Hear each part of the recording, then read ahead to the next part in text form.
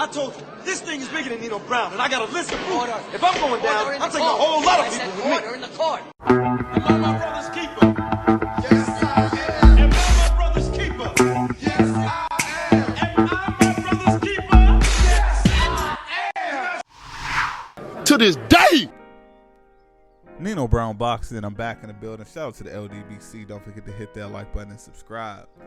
So, guys, we already know that ESPN, they dropped their rankings within this last week. And I want to talk about the rankings that they dropped for my favorite division, the super welterweight division, junior middleweight division, whatever you want to call it, the 154-pound division. Now, I'm going to put up on the screen the rankings they have, and I'm going to have my rankings side by side. So, they have Julian Williams, number 1, I agree. Hurd, number 2, I agree. Jaime Munguia, 3, I don't agree with that. Lara at 4, I don't agree with that. Brian Castano at 5, don't agree with that. Tony Harrison, that low on the list at 6, I don't agree with that. Jamil, that low on the list at 7, I don't agree with that as well. Liam Smith at 8, Carlos Adams at 9, and Austin Trout at 10. I believe Austin Trout should be in the number 10 spot. I checked out Carlos Adams before, and I feel like you can swap him and Liam Smith out, but either way it goes, it's not that big of a difference. So my first issue on this list is with Jaime Munguia. We all know Jaime Munguia has a WBO title, but it doesn't matter win, lose, draw, whatever we think the overall outcome is in these fights. The reality is their records are the facts, and let's just put our opinions aside for a second. So Jaime Munguia, he's undefeated, he's 33-0, but he hasn't fought anyone in the weight class. He hasn't fought any of the top guys in 154. He hasn't fought any of these guys in these top 10 ESPN rankings. So just by that alone, like, I'll respect the fact that he has a title. I'll respect that fact, because if one of my guys had the WBO belt, I would want them respected as well. So Jaime Munguia, I can't have him over Tony Harrison. Tony Harrison beat Jamel Charlo. Tony Harrison got in the ring with Jared Hurd. And just off of those two facts alone, you can't have Tony Harrison as a WBC champion and then have him ranked 6 on the list. So let me take Jaime Munguia from the number 3 spot and put Tony Harrison in the number 3 spot. I'll move Jaime Munguia down to the number 4 spot because he is a title holder at 154, and he does hold a piece of possibly someone becoming undisputed. So, okay, at this point I have Julian J-Rock Williams number 1, Hurd 2, Tony Harrison 3, Jaime Munguia 4. I feel like that's fair. The reason, some people may say, well, you know, Jared Hurd just lost, so why is he over guys that have belts? Okay, I can understand that. My whole thing with that is Jared Hurd lost, and he was a unified champion. He lost to a guy named Julian Williams. Julian Williams number 1, no argument with that. Hurd stopped Tony Harrison. That's a fact. Hurd stopped Tony Harrison. Someone else, ESPN had Erislandy Lara ranked number 4. Hurd beat Lara, so we have to automatically put Hurd in the top 5.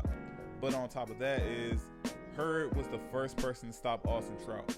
Hurd beat not 1, not 2, 3 guys on this list. He stopped Tony Harrison, he stopped Austin Trout, and he beat Erislandy Lara. Just by that resume alone, beating the guys that and is currently in the top 10, Hurd has to be put at number 2 over the guy that lost to him, Tony Harrison, and over the guy Jaime Munguia that hasn't fought anyone else on this list. All right, now let's move to the second half of the list. ESPN has Brian Castano at number 5. The only reason he's moved up this high on the list is because he had a draw with Lara. And as much as I love Erislandy Lara, I can't put Lara that high on the list. And Brian Castano, he hasn't fought anyone except for Lara, an older Lara, but at the same time, he didn't get the victory, he got the draw. So I can't give him that much credit for it. So I have to move Brian Castano out of the number 5 spot and put Jermell Charlo there. The reason I say that because, okay, we all know Jermell Charlo's coming off of a loss. He doesn't have a belt.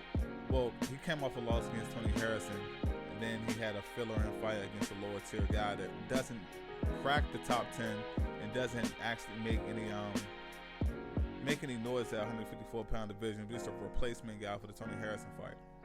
So I have to put Jermell at the number 5 spot. He is the former champion. That was his first loss. It was a competitive fight and it was close. Now the remainder of these guys, so they have Tony Harrison at 6. I have Tony Harrison number 3 on my list. Now I put Erislandy Lara in the number 6 spot for the simple fact Brian Castano he had a draw with. Austin Trout, Liam Smith, and Carlos Adams. Carlos Adams is a younger guy. ESPN has Carlos Adams at number 9. I had to put him at 8. I think he's an up-and-coming guy at 154. And he impressed me in his last fight. But so I have to put Erislandy Lara at number 6, Brian Castano at number 7. If Brian Castano have another step-up fight, let's say if Brian Castano faces like an Austin Trout or even the Liam Smith, if he faces any of these guys on the list that are currently ranked below him, not including Tony Harrison or Jermell Charlo, because it's just crazy, but Liam Smith, the Carlos Adams, or the Austin Trout, then I could potentially see bumping him up the list over Erislandy Lara. But that still depends on who Lara decides to fight in the future. Now, so the only reason I feel like ESPN has Jermell Charlo extremely low is because his one step-up fight in his career, controversial or not, he lost. Jermell Charlo hasn't fought anyone else on this list except for Tony Harrison. And it's a lot of people that are Jermell Charlo fans for whatever reason, and that's fine. I like Jermell Charlo as well. But just being completely real about it, I think Jermell, he messed up when he didn't have that Erislandy Lara fight early in his career. I feel like he could have beat Lara possibly. Lara was older, he was fading in his career, but his resume is weak for 154. He hasn't beaten any of these guys in the top 10. Well, I'm sorry, he beat Austin Trout. He beat the 10th guy, but Austin Trout has lost to Erislandy Lara. Austin Trout has been stopped by Jared Hurd. So beating the number 10 spot guy, I get it, but I still think that ESPN put him a little too low. I mean, now I'll finish my list off with Carlos Adams 8, Liam Smith 9, and Austin Trout at 10. I feel like Erickson Lubin should have cracked the list, but instead of me adding additional people and taking people away, I just decided to keep their list intact and just reorder it. I'm about to get ready to watch these fights. It's Middleweight boxing. Shout out to the LDBC, and I'm out.